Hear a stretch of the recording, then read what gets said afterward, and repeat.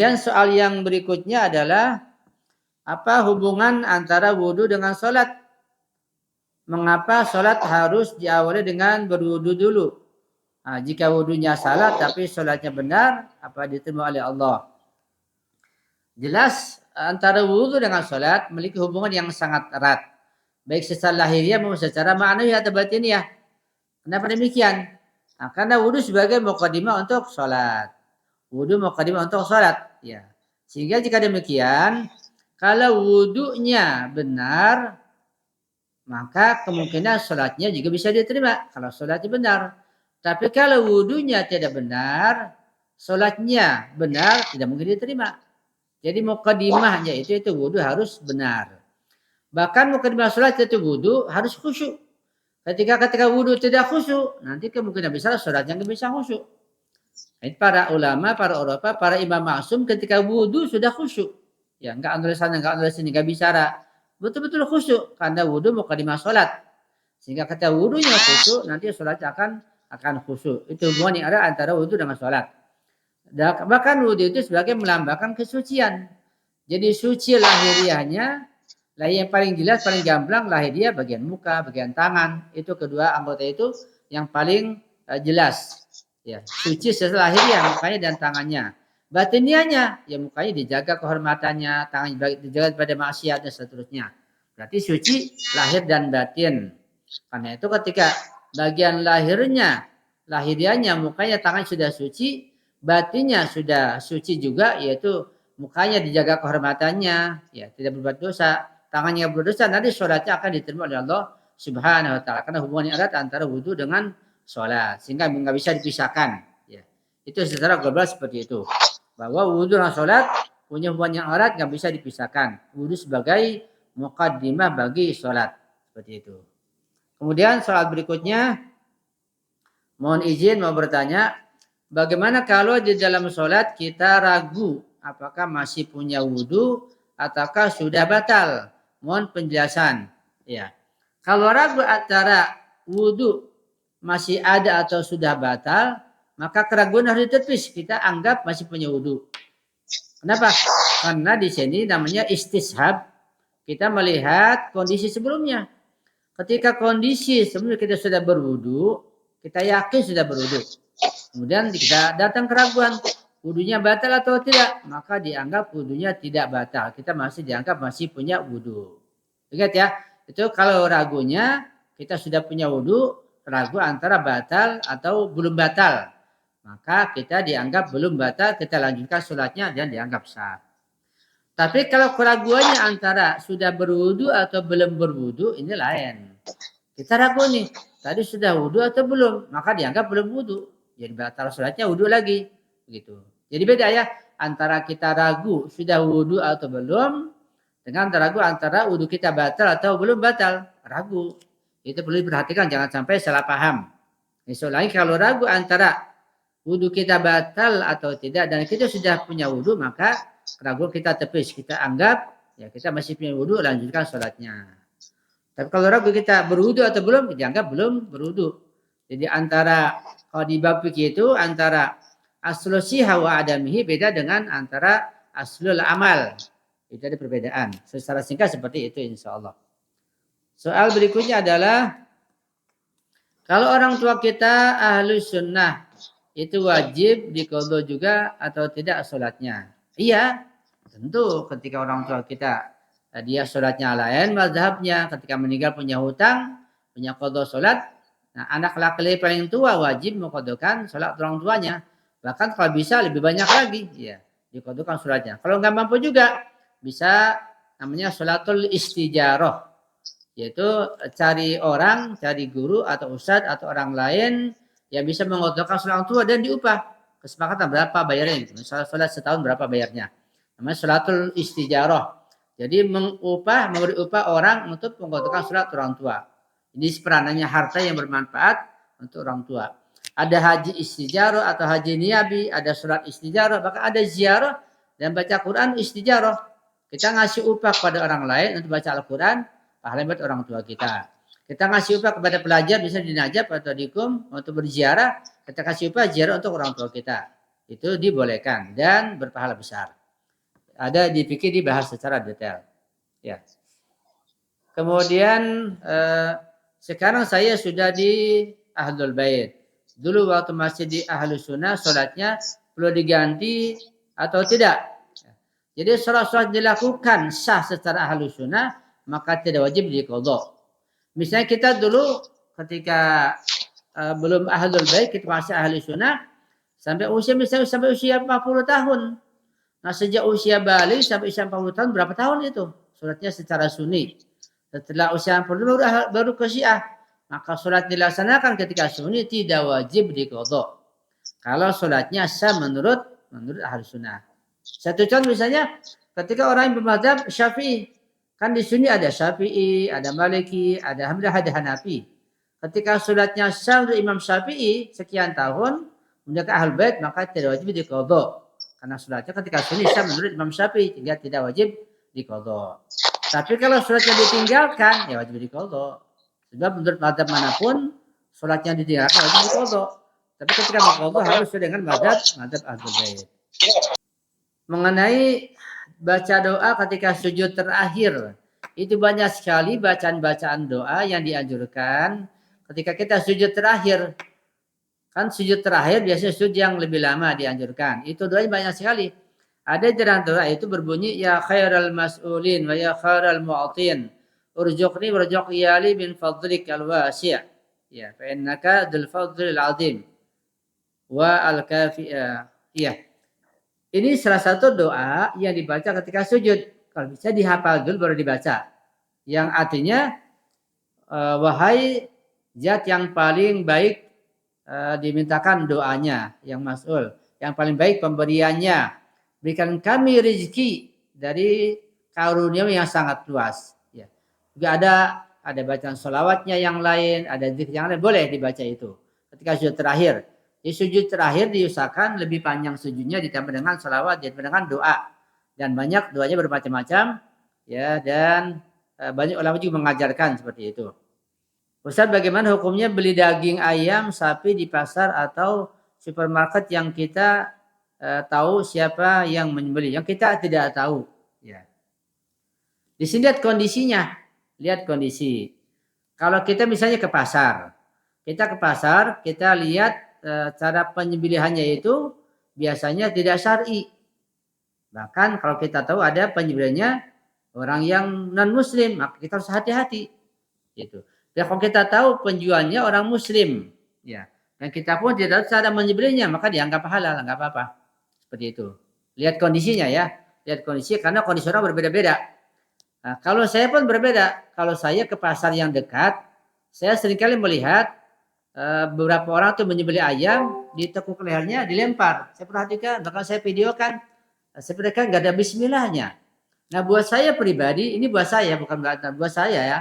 Yang kalau saya ke pasar tempat itu, yang sudah saya melihat langsung, nah saya nggak boleh beli daging ayam sembarangan.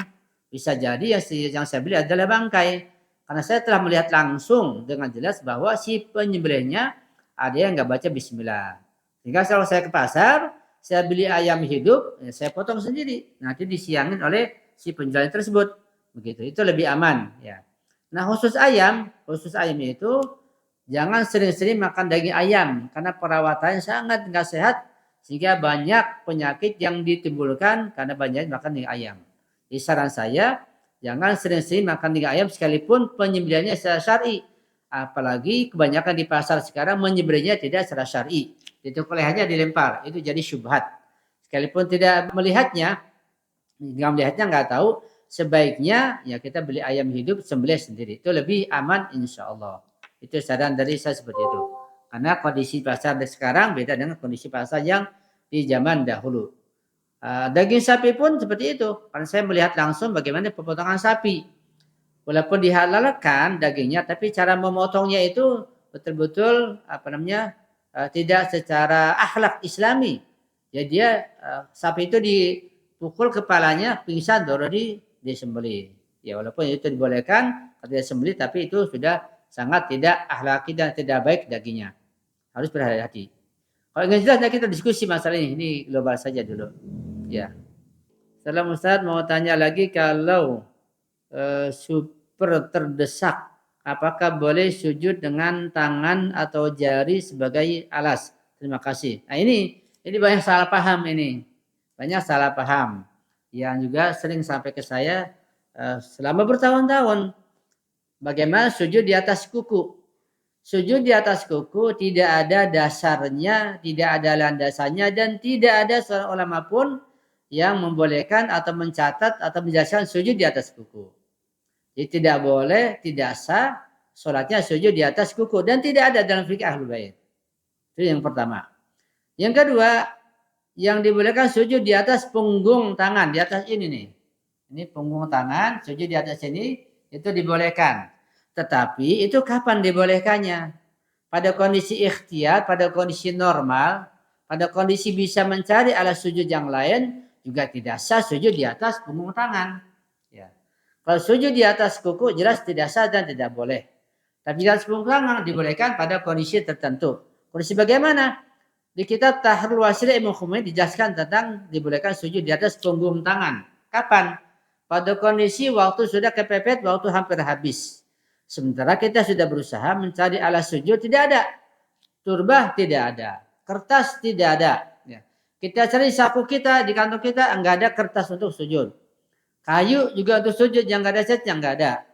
Bahkan sampai batu enggak ada. Bahkan juga kain dari katun enggak ada juga, semua enggak ada. Sementara waktu sudah mepet, misalnya sholat subuh, sudah hampir habis, maka terpaksa sujud di atas punggung ini. Dibolehkan dan sah. Pada kondisi kepepet dan alat sujud nggak mungkin kita mencarinya.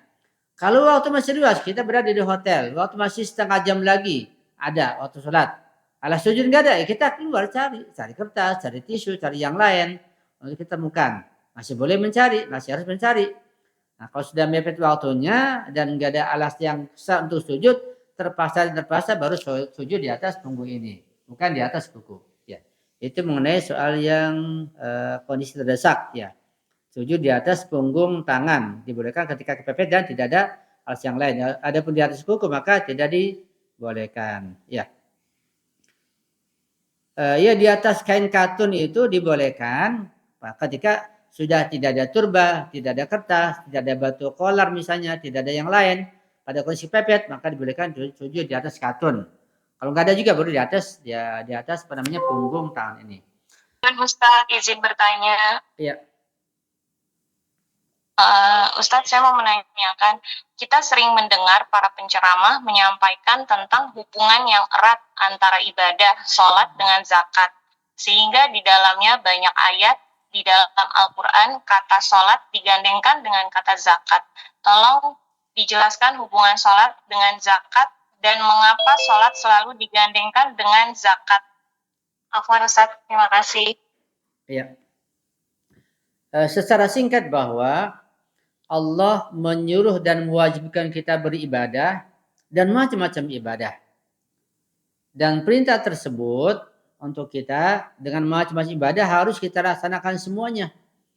Karena semua ibadah yang diwajibkan pada kita itu bukan saja satu ibadah, semua ibadah itu satu kesatuan untuk menuju pada kesempurnaan. Artinya bahwa kalau kesempurnaan insan adalah surga, maka surga bisa dicapai dengan ibadah semuanya itu. Jadi ibadah itu harus semuanya kita laksanakan. Sebab dia satu kesatuan menuju surga, menuju kesempurnaan. Ibadah sholat saja tidak mungkin mencapai surga kalau ibadah yang lain tidak dilaksanakan. Begitu. Itu globalnya begitu. Yang kedua bahwa ibadah itu ada ibadah yang efek dan manfaatnya berkaitan masalah maknawiyah, masalah ruhaniyah, masalah kita dengan Allah SWT. Ada ibadah yang efek dan manfaatnya untuk masalah sosial. Ya. Sehingga kita ini manusia masih hidup sekarang ini, kita punya hubungan pada Allah juga punya hubungan pada manusia. Supaya ibadah kita ini berefek kepada Allah untuk mencapai kesempurnaan, juga kepada manusia, kita bisa berbuat baik, maka semua ibadah, baik ibadah kepada Allah, ibadah sholat kita laksanakan. Nah, ibadah sholat itu dia lebih dominan merapikan, memperbaiki hubungan kita kepada Allah SWT. Sedangkan ibadah zakat dia lebih dominan, lebih condong memperbaiki hubungan sosial untuk membantu fakir miskin, orang yang tidak mampu. Ya, itu zakat, baik zakat wajib termasuk khumus bukan zakat mustahab. Apa zakat mustahab? Ya, sedekah misalnya, atau infak, atau memberikan sesuatu, atau memberikan berupa uang, beras, pakaian, apa saja. Itu bagian daripada zakat dengan makna umum. Itu ibadah sosial. Sehingga orang-orang yang melaksanakan ibadah sholat, ya ibadah sholat saja misalnya, nggak sempat melaksanakan ibadah sunat, tapi ibadah sosialnya sangat bagus. Bisa lebih dulu masuk surga. Ya, saya ulangi, bahwa ibadah sosial itu setelah melaksanakan ibadah wajib, ibadah sosial sangat mujarab, sangat dominan, sangat punya peran penting memasukkan orang ke surga. Sehingga banyak seorang yang masuk surga karena ibadah sosial. Sehingga antar ibadah individu, ya ibadah pribadi kayak sholat dengan ibadah sosial nggak bisa dipisahkan. Ibadah individu adalah sholat individu pada Allah. Ibadah zakat, ibadah sosial. Ini nggak bisa dipisahkan. Karena untuk mencapai kesempurnaan harus kita melaksanakan secara individu dan secara sosial. Sehingga kita menjadi sempurna dengan ibadah individu, ibadah sosial. Karena kita hidup di dunia ini nggak bisa dipisahkan. Kita bukan makhluk yang mandiri kayak binatang tinggal di hutan. Bisa sendirian. Kita makhluk sosial, kita nggak mungkin meninggalkan masyarakat. Maka perlu kita perbaiki hubungan kita kepada Allah lewat sholat dan hubungan kita pada masyarakat lewat zakat. Dan bukan hanya zakat, semua ibadah sosial berkaitan masalah masyarakat kita perbaiki. Tapi yang paling menonjol adalah zakat, termasuk khumus. Karena itu, seseorang ibadahnya luar biasa, ibadah individunya, pribadinya, ibadah sosialnya misalnya sangat kurang. Zakatnya tidak, khumusnya tidak, maka tidak bernilai ibadah individunya. Jadi bahwa ibadah sholat sebagus apapun, atau sholat jadi Masjidil Haram seumur hidup misalnya, ibadah sosialnya nihil, zakatnya, khumusnya, infaknya, maka itu dia tidak menjual masuk ke surga, bisa menjadi ahli neraka. Tapi sebaliknya, orang yang dalam masalah sosial luar biasa, sering memberikan bantuan pada orang lain, memperhatikan fakir miskin, makanannya, pakaiannya, hutang, bayar hutang, bantu bayar hutang, bantu bayar kontrakan misalnya, bantu bayar pendidikannya, perhatikan betul. Tapi ibadah individunya hanya wajib saja, hanya sholat wajib saja. Tahajud sangat kurang, misalnya nggak sempat, ya. Atau ibadah sholat sunnah sangat kurang, ibadah sosial masya Allah itu lebih depan masuk ke surga. Jadi ibadah sosial sangat punya peranan penting dan jadi pelopor memasukkan orang ke dalam surganya Allah Subhanahu wa taala. Enggak bisa dipisahkan antara hubungan salat dengan zakat. Karena itu dalam ayat Al-Qur'an selalu saja aqimus shalah wa atuz zakat. Enggak bisa dipisahkan. Ini perintah artinya kita jangan hanya memperhatikan ibadah salat saja, ibadah individu, tapi juga kita perhatikan ibadah sosial. Kedua-duanya, salat, zakat. Tidak mungkin salat tanpa zakat, juga tidak mungkin zakat tanpa salat, kedua-duanya harus seimbang. Walaupun sholatnya hanya sholat yang wajib, tapi ibadah sosial zakatnya, khumusnya sesuai pada tempatnya, sesuai dengan bimbingan syariat, ya artinya ikuti hukum apa adanya, bukan seenaknya, maka akan menyebabkan itu mencapai kebahagiaan dan mencapai surga di akhir nanti kala insyaallah. Itu mungkin bisa saya sampaikan secara global. Wallahu a'lam bishawab. Jelas ya insyaallah Ibu. Jelas Ustadz, terima kasih. Satu lagi Ustadz. Ya. Boleh? Dalam surat Wal Asri dijelaskan bahwa setiap manusia pasti akan mengalami kerugian kecuali orang yang beriman. Yang saya mau tanyakan, iman yang bagaimana yang dapat menguntungkan dan membahagiakan kita. Dan yang kedua, di dalam ayat ini iman digandingkan dengan amal soleh dan bukan dengan sholat. Mengapa demikian Ustaz? Iya. Iman yang dapat mengantarkan kepada kebahagiaan, ketentraman, ketenangan, tentu iman yang lengkap, yang sempurna. Ada iman yang lengkap, ada iman yang tidak lengkap. Itu bagaimana? Iman yang tidak lengkap, ya iman secara umum hanya beriman kepada Allah, pada Rasulnya, kitab-kitabnya, hari kiamat, ya. Nah, itu saja, itu tidak lengkap. Nah, iman yang lengkap ditambah dengan iman kepada Ahlul Bait, pada ajarannya, pada kema'asuman mereka, itu akan lebih lengkap. Sehingga kalau kita beriman dengan iman yang lengkap, yang terhimpun di dalam usuluddin, yang 5 itu ada at-tauhid, keadilan ilahi, an-nubuwah, imamah, ma'ad. Ini lengkap 5 usul ini. Nah, kita pelajari semuanya secara detail, secara mendalam, dengan pemahaman yang benar dan mendalam, maka itu akan melahirkan ketentraman. Itu yang benar. Sehingga nanti imannya akan menepis kerugian, kesengsaraan, kecelakaan. Bahkan akan membuahkan kebahagiaan. Karena itu, kajian ma'rifatullah, masalah tauhid itu sangat penting sekali. Yang pernah saya sampaikan, dan ada rekamannya sebanyak 22 rekaman. Dan masalah keadaan ilahi itu ada 2 rekaman. Masalah anubuah kenabian sudah mencapai rekaman yang lupa saya, mungkin ke-6 atau ke-7 begitu, masih berlangsung.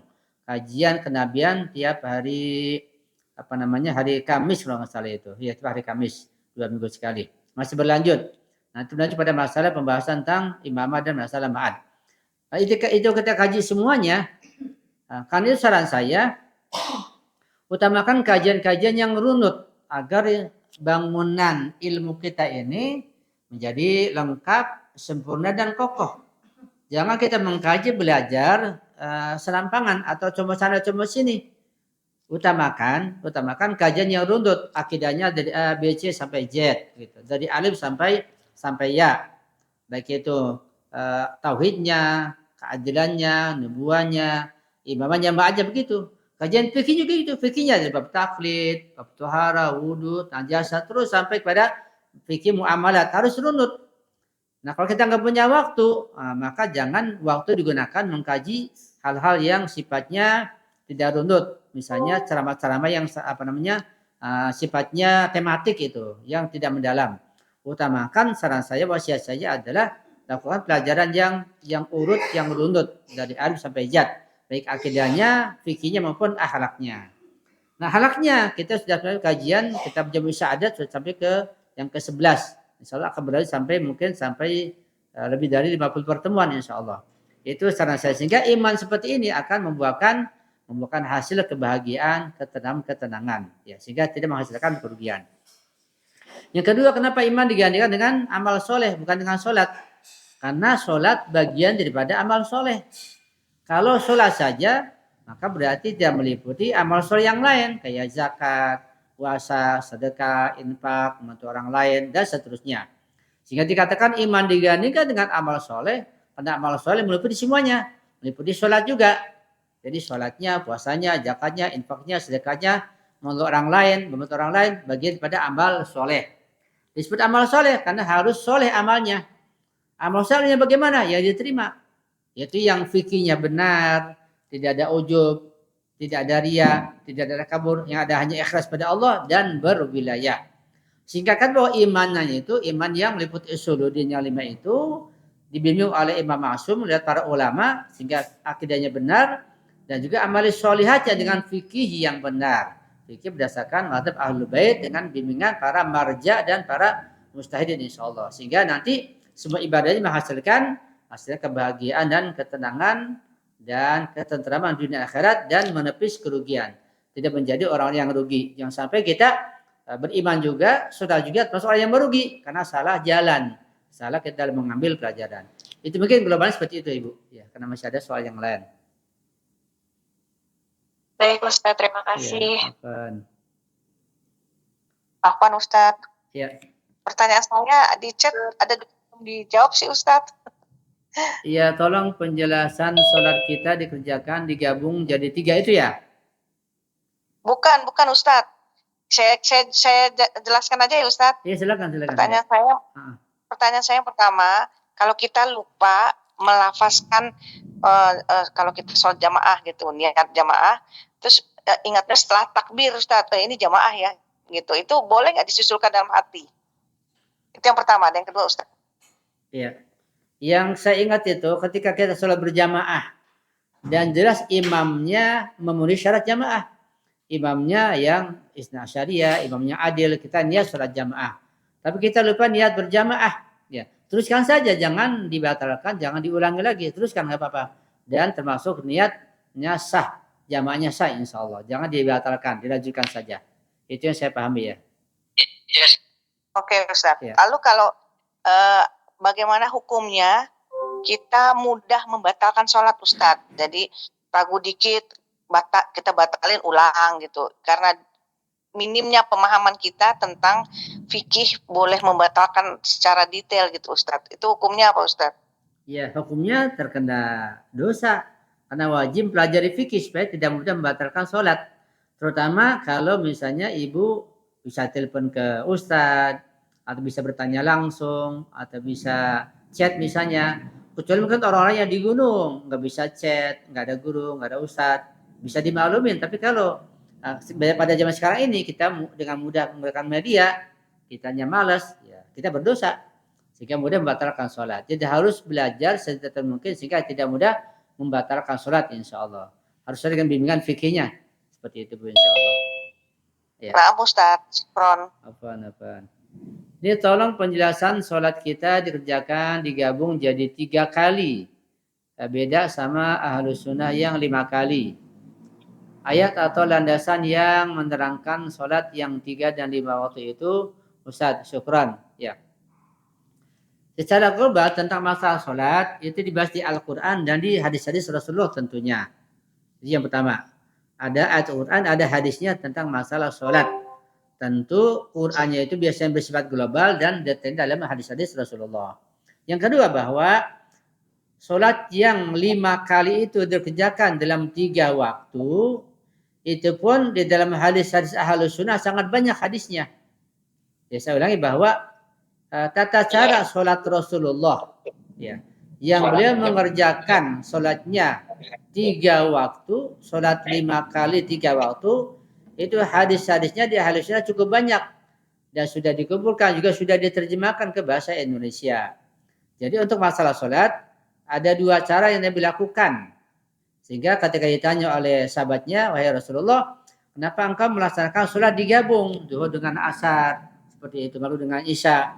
Padahal tidak ada hujan yang lebat, tidak pada kondisi sakit, bukan waktu peperangan, tidak ada uzur. Kenapa? Kata Rasulullah, Allah yuharija ummata, agar Nabi tidak menyulitkan umatnya. Rupanya Nabi sudah tahu nanti di masa mendatang akan ada kesibukan manusia sangat repot untuk melaksanakan sholat 5 kali atau 5 waktu. Sehingga kalau diikuti pada waktunya bisa meninggalkan. Nabi sudah melaksanakan dengan cara tersebut untuk memudahkan umatnya di masa mendatang. Nyata masa kita sekarang ini. Satu contoh sangat jelas misalnya kalau kita lihat.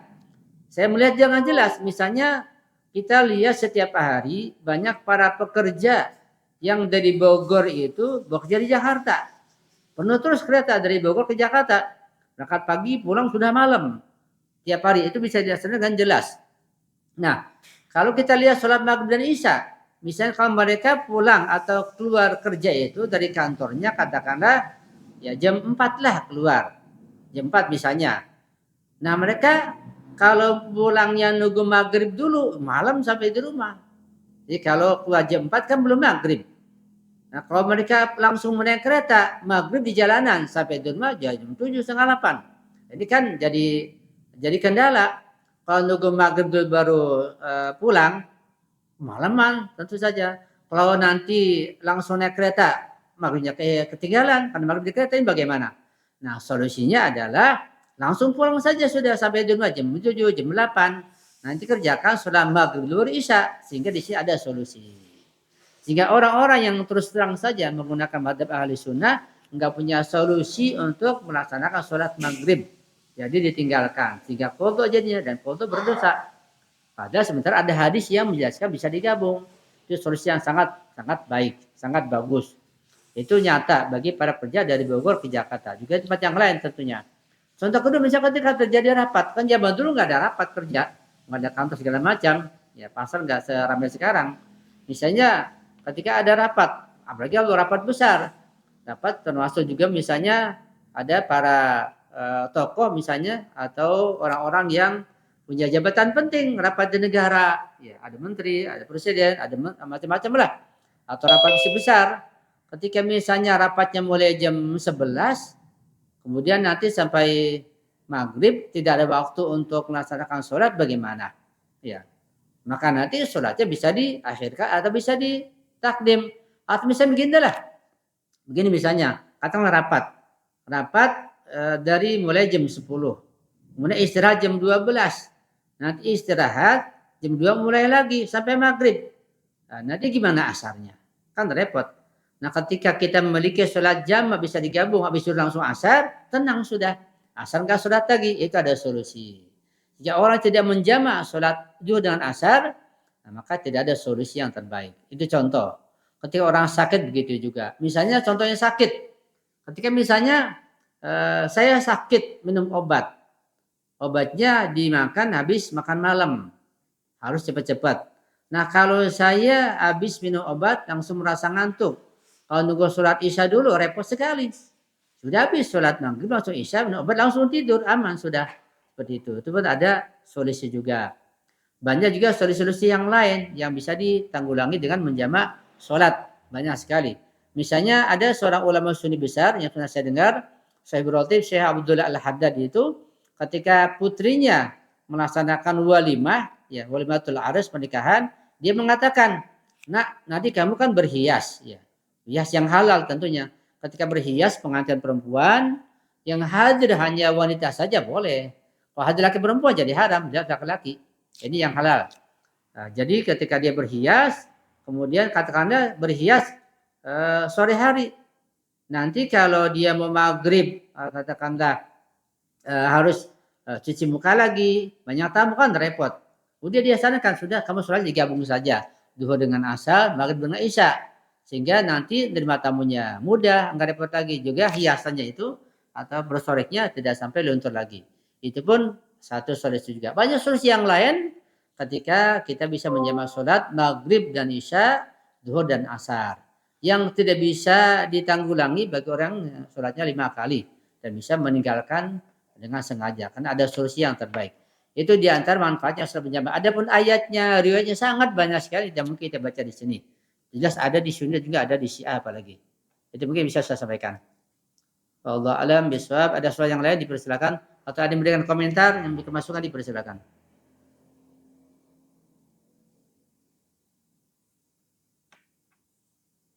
Ya.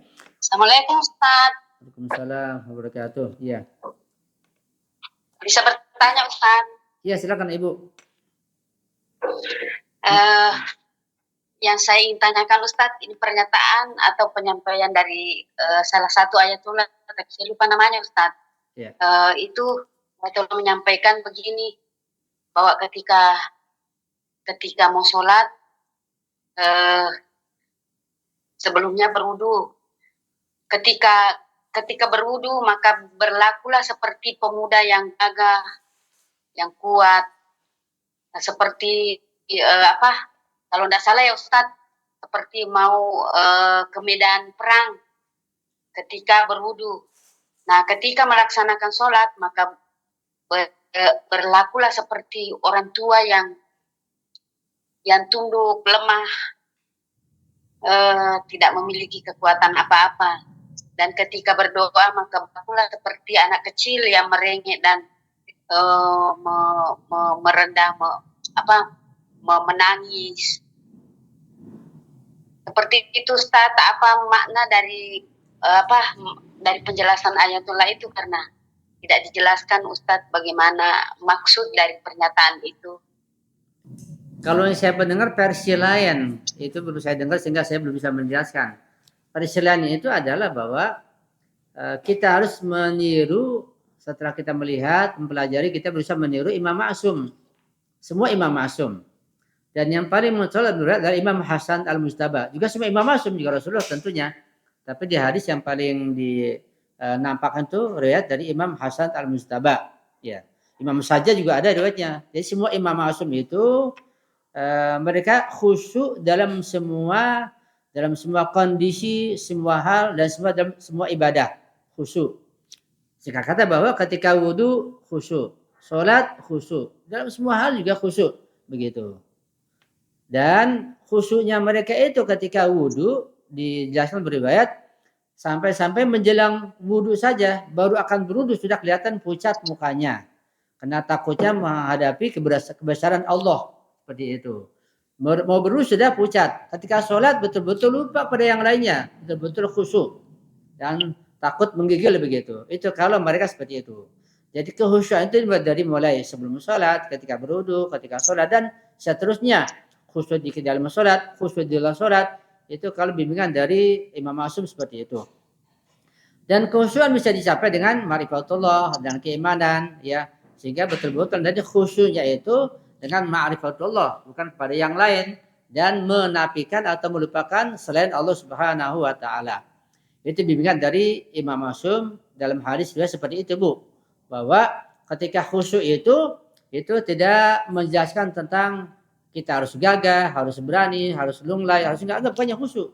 Jadi khusyuk itu khusyuk tidak mengurangi tenaga fisik kita. Ya. Khusyuk sama sekali tidak menafikan atau tidak mengurangi tenaga fisik kita. Kita tenaga fisik tetap ada, kita tidak ngelulai, tidak ada lemah. Ya. Dan khusyuk itu khusyuk adalah gerakan hati, khusyuk gerakan ruh. Ketika khusyuk gerakan hati, ketika khusyuk gerakan ruh, maka sumbernya adalah keimanan, keilmuan yang benar dan ma'rifatul yang mendalam. Ya, bukan mengurangi tenaga, bukan mengurangi gerakan fisik, tapi gerakan hati itu ya yang dasarnya keimanan itu bisa ditampakkan dengan gerakan badan sehingga merunduk atau mukanya kelihatan pucat atau misalnya lain sebagainya ada gerakan itu. Jika orang yang khusyuk itu betul khusyuk biasanya khudu. Khudu adalah gerakan badan yaitu menunduk, salatnya kelihatan menunduk, tidak jelalatan. Itu tandanya ada khusyuk. Jadi ada khusyuk, ada khudu dan khusyuk melarikan kekhuduan. Tapi kekhuduan gerakan badan belum tentu menampakkan khusyuan seperti itu. Itu Bu yang bisa saya sampaikan dan pernah saya dengar bahwa khusyuk itu dalam wudu, dalam sholat, dalam puasa, dalam haji khusyuk. Khusyuk sumbernya adalah gerakan batin, gerakan ruh yang berdasarkan keimanan dan ma'rifatul yang benar. Dan fikihnya benar, maka perhatian hanya pada Allah Subhanahu wa taala. Seperti itu Bu, ya, yang pernah saya baca. Wallahu a'lam bishawab. Ustaz, makasih banyak Ustaz. Afwan. Afwan boleh Ustaz? Afwan Ustaz? Ya, fadhal, silakan. Baik, syukran atas kesempatannya Ustaz. Terkait dengan yang Ustaz jelaskan barusan, saya ingin ada satu hal yang saya ingin tanyakan Ustaz terkait dengan kekhusyuan dalam sholat itu. Iya. Itu sebenarnya seberapa penting Ustaz kita berusaha untuk melahirkan kekhusyuan dalam sholat itu dan faktor-faktor apa saja kira-kira Ustaz yang bisa mengantarkan kita untuk mencapai kekhusyuan dalam sholat. Barangkali itu Ustadz yang saya ingin pertanyakan. Syukran sebelumnya. Iya. Jadi kekhusyuan itu satu hal, satu ibadah, satu kondisi yang harus dicapai oleh seorang mukmin. Kekhusyuan dalam hal apapun, terutama khusyuan dalam ibadah sholat. Saya ulangi bahwa kekhusyuan itu suatu hal, suatu kondisi yang harus, yang wajib kita capai seorang mukmin. Dalam hal apa? Dalam hal apa saja. Terutama dalam hal ibadah sholat, wajib kita capai. Kemudian bahwa kekhusyuan itu mustahil. Mustahil, tidak mungkin, impossible bisa dicapai tanpa tauhid, tanpa ma'rifatullah. Jadi ketika ada orang-orang misalnya sebagian orang mencapai kekhusyuan dengan cara gerakannya bagaimana, tempatnya di mana, zikirnya bagaimana, gerakan matanya, gerakan pakaiannya, semua lahiriah itu enggak ada artinya sama sekali. Dan tidak berpengaruh, paling sifatnya sementara. Atau karena di situ mengutamakan kekhusyuan sifatnya perasaan, bukan dengan batinnya dalam. Ya, karena ketika memperhatikan tempatnya, pakaiannya, gerakannya, atau lampu dimatikan, atau apalah, ketika keimanannya dan ma'rifatnya tidak dipahami, itu tidak berarti apa-apa, hanya kekhusyuan dengan dasar perasaan saja. Maka bisa jadi godaan dan waswasa iblis ketika itu. Jadi untuk mencapai kekhusyuan, yang wajib kita capai adalah yang paling pokok, paling mendasar adalah ma'rifatullah. Ma'rifatullah dan ma'rifatullah. Tanpa itu mustahil akan mencapai kekhusyuan. Tapi bukan satu-satunya, tentu setelah ma'rifatullah juga belajar bahasa Arab, belajar maknanya, belajar artinya, tafsirannya, kemudian menjauhkan maksiat, yang memberikan hati. Jadi banyak hal, banyak sekali hal-hal bukan 1, 2 saja, banyak sekali yang perlu dipelajari dan perlu dicapai atau dikerjakan untuk mencapai kekhusyuan. Dan kekhusyuan dalam sholat suatu hal yang sangat sulit sekali. Ketika ada ulama besar ditanya, dan banyak ulama besar ditanya di Iran itu, tentang bagaimana kita mencapai sholat khusyuk, mereka rata-rata ini suatu hal yang sangat sulit kita capai, bahkan mustahil. Begitu. Nah, bimbingan Syekh Bejat, ya, ketika kita mencapai ma'rifatullah, kita sudah belajar keimanan, belajar fikih yang benar, kita sholat, kita berusaha khusyuk. Ketika kita khusyuk, keluar lagi, kita kembalikan lagi. Nanti datang lagi gangguan, datang hayalan, datang pikiran, kembalikan lagi. Begitu seterusnya. Jadi kita ini kehusuan, keluar masuk, ya, konsentrasi masuk, buyar lagi, masukkan lagi pasak, keluar lagi, masukkan lagi, begitu sampai akhir sholat. Kita perang tuh sampai akhir hayat kita seperti itu, dengan sambil memperbaiki akidah, ketauhidan dan yang lainnya juga tentang fikih dan bagian batin atau ruh kita, sehingga dengan saat itu kita akan merasakan sedikit-sedikit khusyuan walaupun hanya mungkin berapa persen, karena khusyuk ada derajat atau kondisi yang bergradasi. Ya, makin tinggi ilmu iman takwa seorang makin tinggi kehusyuannya sampai pada puncaknya kehusyuan Rasulullah. Sampai ketika beliau sholat tanpa terasa kakinya kesemutan atau atawarum bengkak begitu, hanya kesemutan. Saking asyiknya ibadah sholat, ya kakinya kesemutan enggak terasa, fisiknya enggak kuat, ruhnya merasa kenikmatan. Imam Ali saking khusyuknya sholat dicabut panahnya yang patah di bedisnya itu enggak terasa. Seperti itu. Alamah Muqaddas Ardabili, ya di Ardabil, ketika sholat malam salju turun di pundaknya sampai menumpuk enggak terasa saking asyiknya sholat. Begitulah. Sampai para ulama mengatakan, Imam Khomeini, Syekh Bejat, terakhir mengatakan, kalau kalian mengerti dan merasakan betapa indah dan nikmatnya sholat, kalian tidak akan bangkit dari tempat sholat sejekalpun. Itu kata mereka. Itu mereka mencapai khusyuk yang tinggi. Kita masih belajar. Kita masih belajar aribak sholat. Ya, tapi kita nggak putus asa. Kita belajar sholatnya, akidahnya, fikihnya, wudunya, terus kita pelajari sampai lama kita pelajari makna sholat, bacaan-bacaannya, kemudian juga tafsirannya dan maksudnya kita akan capai. Jangan lupa sekali lagi bahwa ma'rifatullah sumber keberkahan, sumber segala-galanya. Sehingga apapun yang akan kita capai, ibadah apapun, termasuk kekhusyuan, mustahil bisa dicapai tanpa adanya ma'rifatullah yang benar. Itu yang sangat mendasar.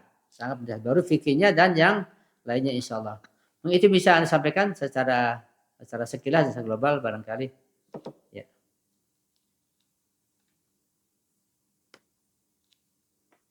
Ya, baik, syukran atas penjelasannya Ustadz. Ya, mudah-mudahan bermanfaat ya. Mungkin waktu sudah malam, sudah hampir jam 10. Saya pun sudah capek ini. Mohon doanya selalu, mohon dimaafkan jika ada kesalahan, kekeliruan. Soal kita akan lanjutkan tiap malam Ahad, insya Allah kita berdiskusi. Dan malam Ahad depan semoga kita mulai melanjutkan kajian tentang Imam Mahdi yang sudah sampai ke pertemuan yang ke-6 kalau nggak salah. Atau ke-9 saya lupa. Tiap malam Ahad kita ada kajian langsung. Ya, mudah-mudahan kajian kita itu betul-betul menghasilkan buah yang kita harapkan, yaitu keberkahan, pahala rahmat dari Allah Subhanahu wa taala, sehingga sholat kita betul-betul akan meningkatkan iman dan takwa kita sampai menghasilkan tanha 'anil fahsya'i wal munkar. Insyaallah ya rabbal alamin. Sekali lagi mohon maaf jika ada kurang, saya mohon diperbaiki dan mohon diislah, dan juga saya mohon doanya selalu dan kita saling mendoakan selalu insyaallah. Saya akhiri hadanallahu ajma'in wa lafa minkum. Assalamualaikum warahmatullahi wabarakatuh. Waalaikumsalam warahmatullahi wabarakatuh. Sehat selalu, penuh berkah Ustaz. Ustaz. Ya. Syukran Ustaz. Afan. Selamat muwafaqun semuanya. Insyaallah.